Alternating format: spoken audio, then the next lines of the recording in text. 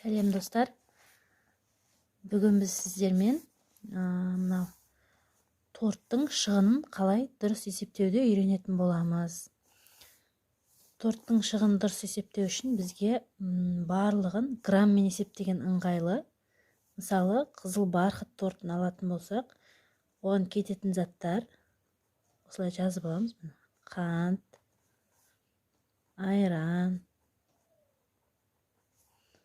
ұн деп. Мысалы, қызыл барқыт тортына 200 грамм қант кететін болса, 280 грамм айран, 340 грамм ұн кететін болса, енді осыны есептейміз.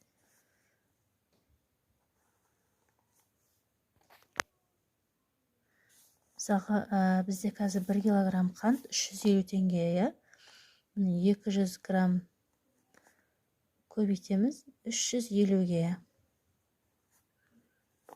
Тең болады. 200-ді көбейтеміз 350-ге. Тең болады.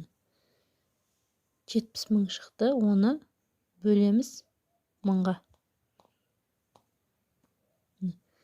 Значит, 70 теңге.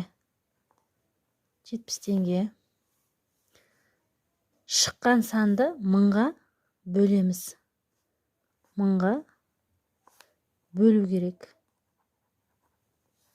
Мысалы, айран 280 грамм айран. 280 грамм айран кетеді. Бізде, мысалы, 1 литр магазиннің айранын 400 теңге деп алатын болсақ,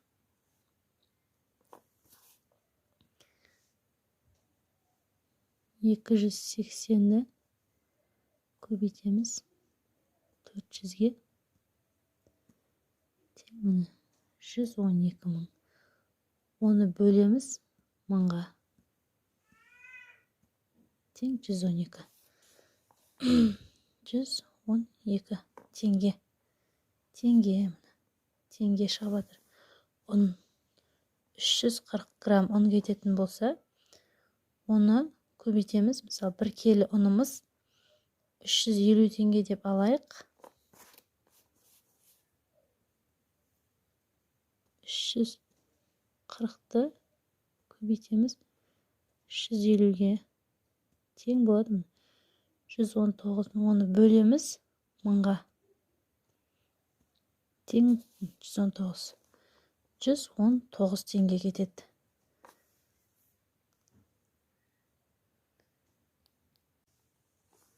Достар, мына жерде 340 деген біздің рецептте берілген граммы. 350 теңге деген бұл бағасы. 340 грамм ұнды көбейтеміз бағасына. 350 теңге деген 1 килограмм ұнның бағасы тең 119 теңге. Осы бағаны біз 1000-ға бөлеміз. 340 рецептте берген граммы ұнның, соны ұнның бағасына көбейтеміз. Тең болады. 119 мың болады. Осыны бөлеміз 1000-ға. Тең болады 119. Егер видео түсініксіз болып жатса, онда осы видеоны 1-2 рет, 3 рет қайталап көріңіз. Сонда түсінікті болады. Осы видеоның астына тортты үлкейту, кішірейту жөнінде ссылка қалдыратын боламын. Егер қызықтырса, көріңіздер. Керек болып жатса ондай ақпарат.